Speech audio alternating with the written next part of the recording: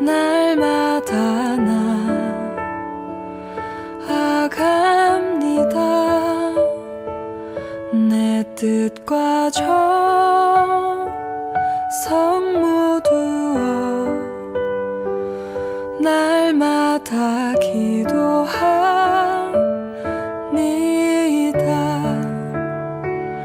내 주여 내 발붙드사 그곳에서 하소서. 그곳은 빛과 사랑이 언제나 넘치옵니다.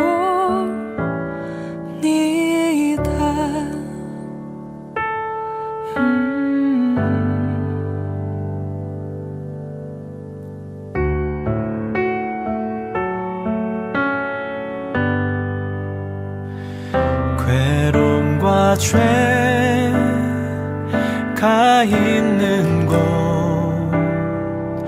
나 비록 여기 살아도 빛나고 높은 저곳을 날마다 바라봅니다.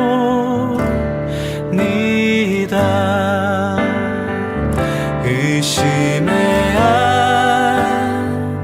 안개 거치고 근심의 구름 없는 곳 기쁘고 참된 평화가 거기만 있사옵니다. 내 주여 내 발붙드사 그곳에서 하소서. 그곳은 빛과 사랑이 언제나 넘치옵니다.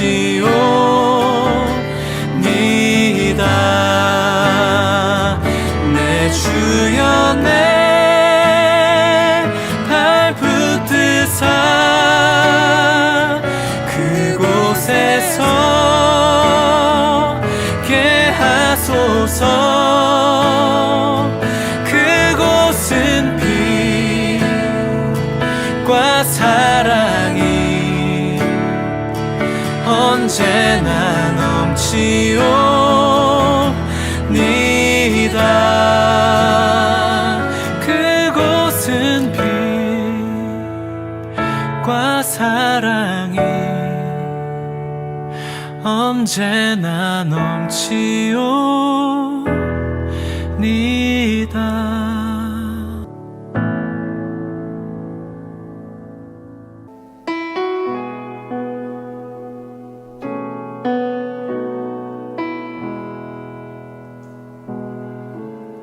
예수 나를 오라 하네.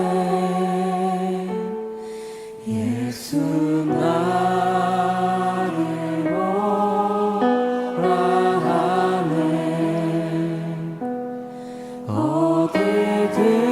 어디든지 주를 따라 주와 같이 가려네. 예수 나를 오라 하네. 예수 나를 오라 하네. 예수 나를 오라 하네. 어디든지 주를 따라 주와 같이 가려네. 주의 인도하심 따라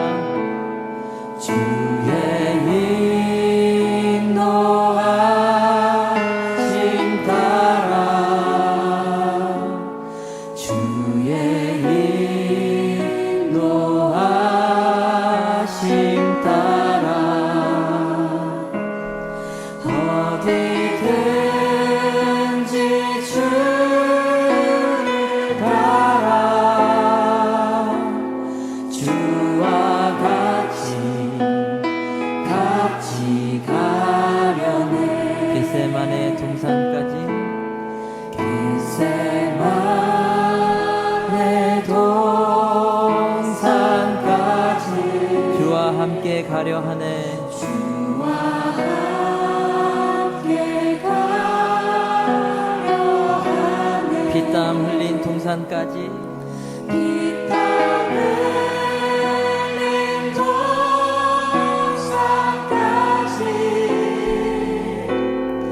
주와 함께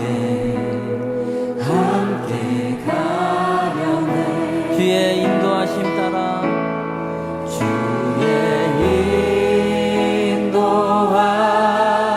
인도하심 따라 주의 인도하심 따라 어디든지 주를 따라 주와 같이 주의 인도하심 따라 주의 인도하심 따라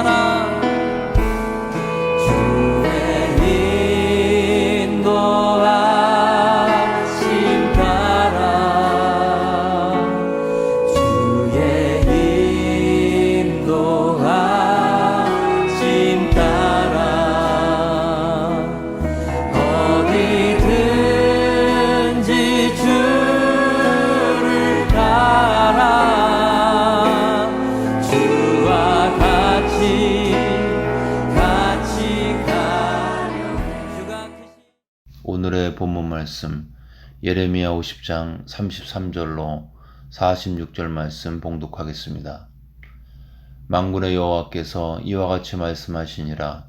이스라엘 자손과 유다 자손이 함께 학대를 받는도다.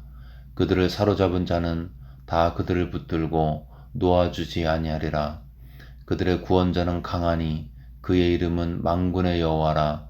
반드시 그들 때문에 싸우시리니 그 땅에 평안함을 주고 바벨론 주민은 불안하게 하리라. 여호와의 말씀이니라. 칼이 갈대아인의 위에와 바벨론 주민의 위에와 그 고관들과 지혜로운 자의 위에 떨어지리라. 칼이 자랑하는 자의 위에 떨어지리니 그들이 어리석게 될 것이며 칼이 용사의 위에 떨어지리니 그들이 놀랄 것이며 칼이 그들의 말들과 병거들과 그들 중에 있는 여러 민족의 위에 떨어지리니 그들이 여인들같이 될 것이며 칼이 보물 위에 떨어지리니 그것이 약탈되리라. 가뭄이 물 위에 내리어 그것들을 말리리니 이는 그 땅이 조각한 신상의 땅이요 그들은 무서운 것을 보고 실성하였음이니라. 그러므로 사망의 들짐승이 승냥이와 함께 거기에 살겠고 타조도 그 가운데에 살 것이요 영원히 주민이 없으며 대대에 살 자가 없으리라. 여호와의 말씀이니라. 하나님께서 소돔과 고모라와 그 이웃 성읍들을 뒤엎었듯이 거기에 사는 사람이 없게 하며 그 가운데 머물러 사는 사람이 아무도 없게 하시리라. 보라, 한 민족이 북쪽에서 오고 큰 나라와 여러 왕이 충동을 받아 땅끝에서 일어나리니 그들은 활과 투창을 가진 자라. 잔인하여 불쌍히 여기지 아니하며 그들의 목소리는 바다의 설레임 같도다. 딸 바벨로나, 그들이 말을 타고 무사같이 각기 내 앞에서 대열을 갖추었도다. 바벨론의 왕이 그 소문을 듣고 손이 약하여지며 고통에 사로잡혀 해산하는 여인처럼 진통하는도다. 보라, 사자가 유단의 깊은 숲에서 나타나듯이 그가 와서 견고한 처소를 칠 것이라.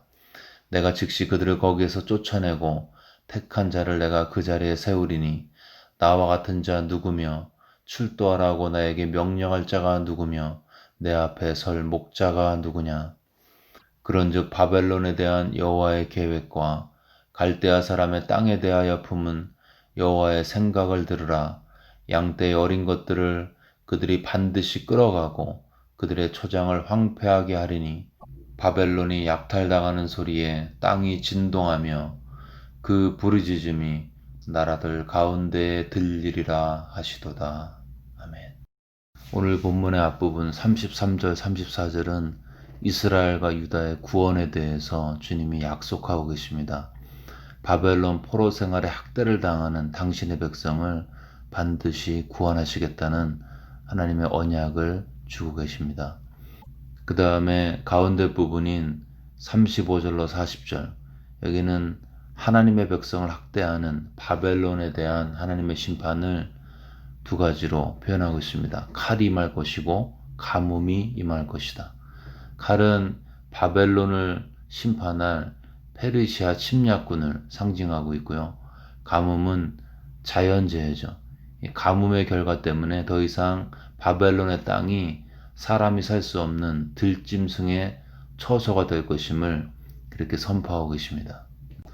마지막 부분인 41절로 46절, 여기는 바벨론을 심판하시기 위해서 쓰실 이 페르시아 침략군의 모습이 묘사되어 있습니다. 결국 오늘 본문은 교만한 바벨론의 패망에 대한 메시지를 증거하고 있죠. 바벨론은 일시적으로 하나님의 심판의 도구로 잠시 쓰임받았지만 결국 그들 자신도 페르시아라는 또 다른 심판의 도구에 의해서 심판을 받게 될 것임을 말씀하고 있습니다. 그리고 이렇게 심판의 도구로 쓰임받았던 페르시아, 그리고 로마, 그리고 세상의 모든 권력도 다 그렇게 일시적으로 하나님의 경륜 가운데 쓰임받고 심판을 받았습니다. 그렇기에 본문은 바벨론의 패망을 이야기하고 있지만 사실 본문의 주인공은 하나님의 백성인 이스라엘과 유다고요. 더 궁극적으로는 하나님의 백성을 마침내 구원하시는 하나님이심을 증거하고 있습니다.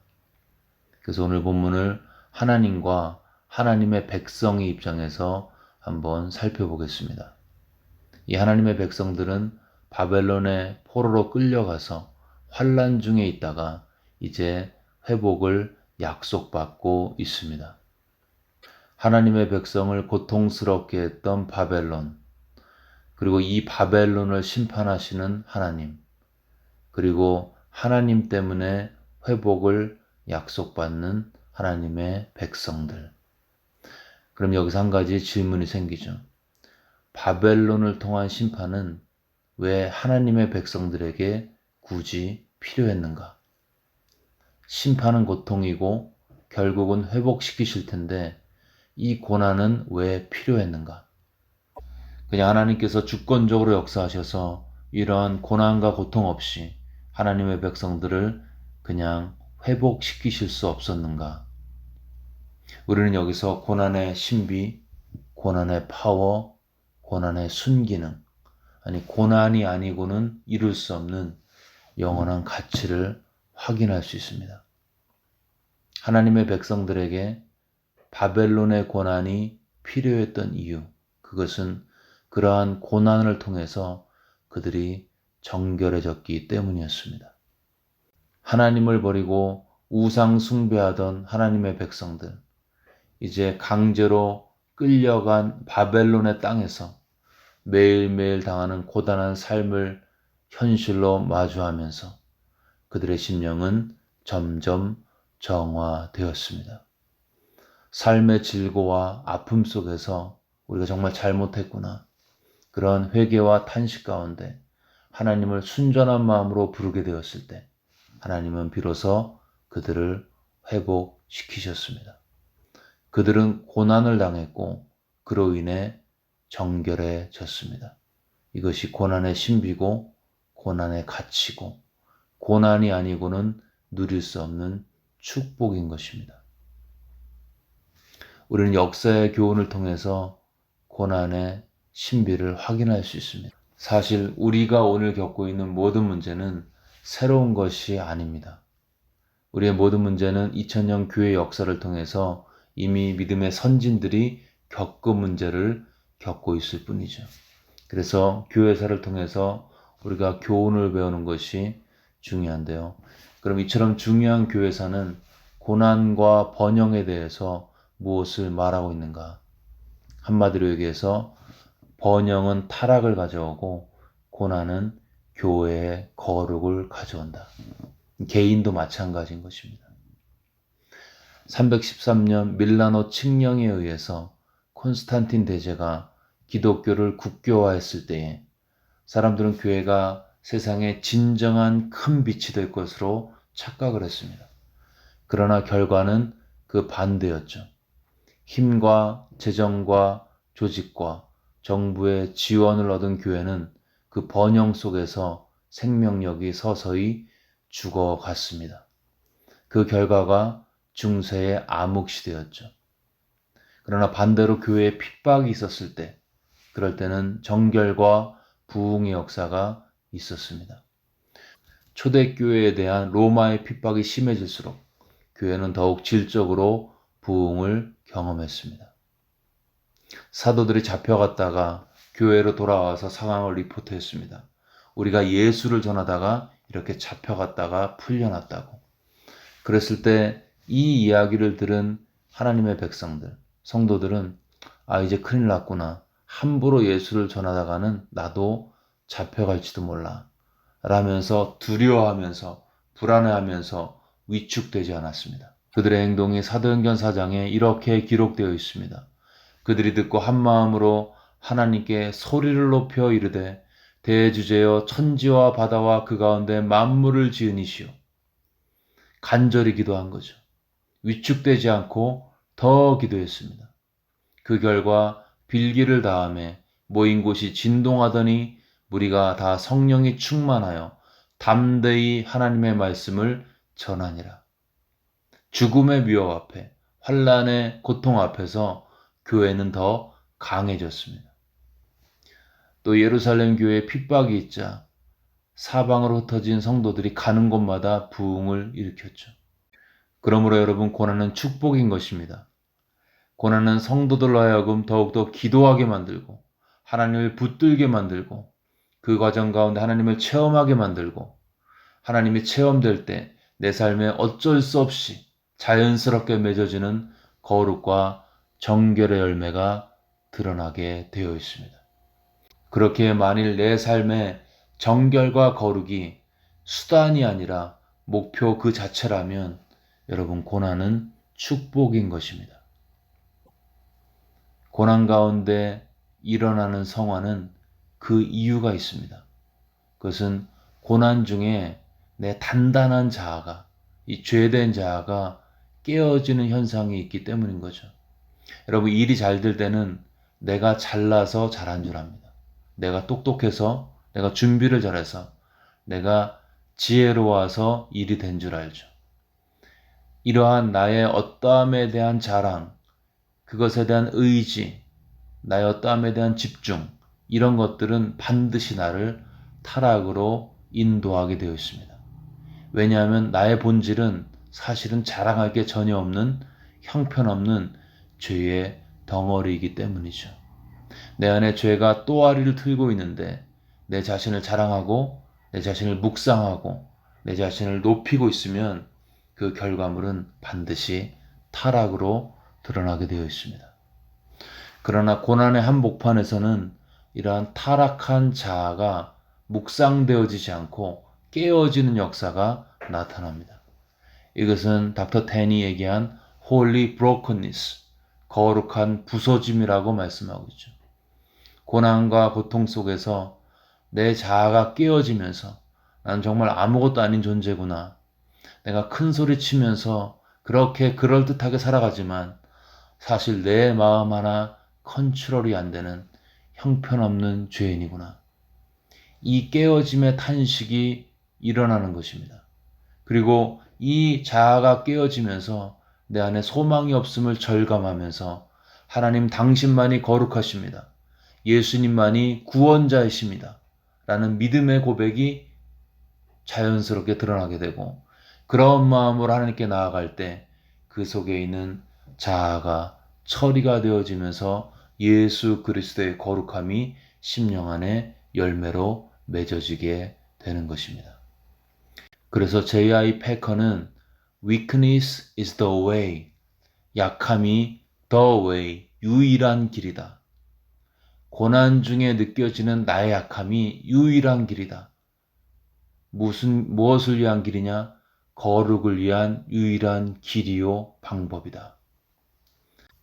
여러분, 그래서 하나님을 체험한 사람들의 기록인 시편은 150편 중에 3분의 2인 100편은 다 고난에 대한 기록을 담고 있습니다. 고난 중에서 주님을 체험한 거죠. 고난이 별로 없었던 솔로몬은 인생의 말년에 헛되다면서 탄식하면서 죽어갔지만, 다윗은 고난 중에 체험한 하나님을 시편으로 기록했고 하나님께 쓰임받은 것입니다. 다윗 속에 역사했던 역동적인 믿음, 그것은 그가 겪은 고난의 결과물이었습니다.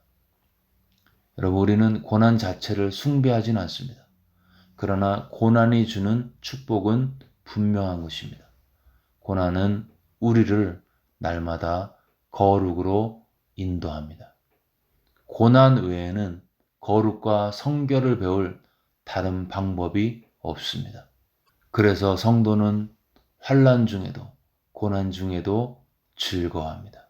왜냐하면 환난은 인내는 연단은 소망을 이루기 때문에, 그 소망의 로프의 마지막 끈을 잡고 계신 그 하나님을 고난 중에 만나기 때문에, 그런 면에서 코로나의 고난은 축복의 시작일 수 있습니다. 예루살렘 교회의 핍박으로 인해서 교회가 끝났다고 생각했지만, 그 핍박 때문에 교회는 새로운 사역의 장을 열었습니다. 우리가 지금 이 코로나의 고난 가운데서 만일 초대교회 성도들처럼 반응한다면, 이 고난의 위협 앞에서 어떻게 하지? 큰일 났네 이제 하고 위축되면서 두려워하지 않고 초대교회 성도들처럼 무릎으로 나아가, 하나님, 저희의 힘으로 감당할 수 없습니다. 우리는 연약합니다. 천지의 주제이신 하나님, 우리에게 힘과 능력과 권능으로 함께 해달라고, 길이 없어 보이는 이 영적인 암흑 시대에 하나님만이 우리의 소망이시고 구원이십니다 라고 선포하면서 하나님의 얼굴을 구하며 반응한다면, 이 코로나의 어려움 속에서 우리는 더욱더 거룩한 하나님의 용사로 서게 될 것입니다. 어쩌면 우리는 이 땅에서 그렇게 화려한 승리를 체험하지 못할 수도 있습니다. 소명은 다하지만 이 땅에서의 영광은 받지 못할 수도 있습니다. 근데 만약에 이 땅에서의 장막이 무너진다 하더라도 손으로 지은 집이 아닌 영원한 처소가 우리를 기다리고 있습니다. 고난은 세상의 화려함에 가려진 우리의 눈을 영원한 하나님께로 돌이키게 만드는 영적인 축복의 도구인 것입니다. 오늘 하루도 이 고난의 영원한 가치 붙들고 고난의 한복판에서 끝까지 믿음의 길을 포기하지 않고 함께 걸어나가시는 우리 모두가 되시기를 주의 이름으로 축원합니다.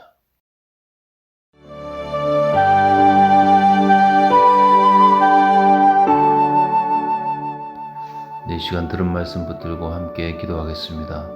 우리가 고난의 한복판에서 영원한 가치가 있는 고난의 신비를 기억하면서 고난 가운데 힘들어하지 않고 오히려 기뻐하며 끝까지 믿음의 길을 걸어갈 수 있도록 들은 말씀 마음에 새기면서 함께 기도하겠습니다.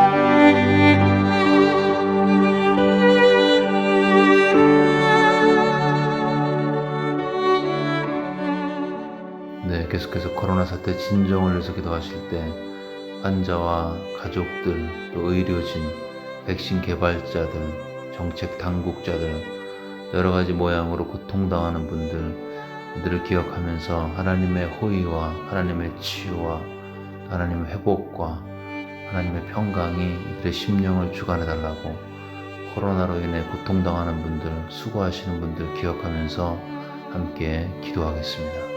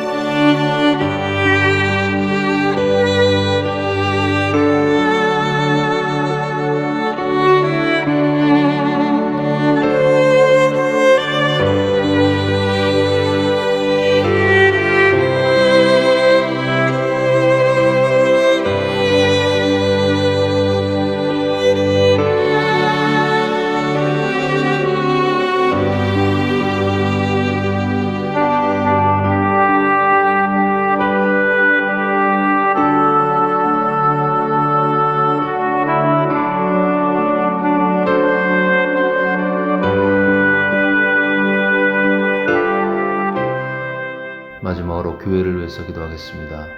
교회가 더욱더 하나가 되어서 우리 예수님의 은혜의 도구로 쓰임받을 수 있도록, 또 귀한 사역 감당하신 최 목사님과 사모님의 앞으로의 삶 가운데 하나님의 지속적인 축복이 있을 수 있도록 인도하심을 위해서 기도하겠습니다. 또 계속되어지는 온라인 사역에 주님이 함께 하셔서 많은 영혼들에게 은혜가 증거될 수 있도록 기도해 주시고요. 마지막으로 우리 주변에 몸이 아프고 마음이 힘든 분들 기억하면서, 우리 목원들을 위해서, 주변에 아픈 분들 기억하면서 교회를 위해서 함께 기도하겠습니다.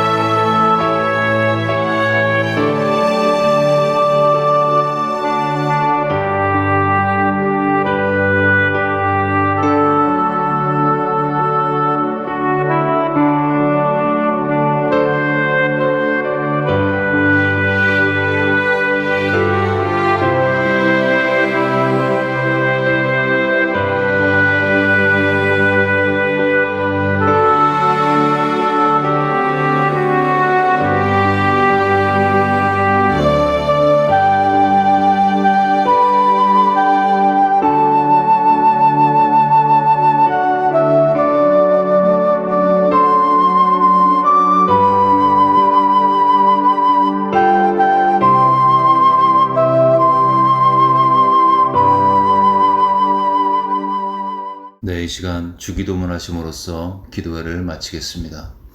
하늘에 계신 우리 아버지여, 이름이 거룩히 여김을 받으시오며 나라가 임하옵시며 뜻이 하늘에서 이루어진 것 같이 땅에서도 이루어지이다.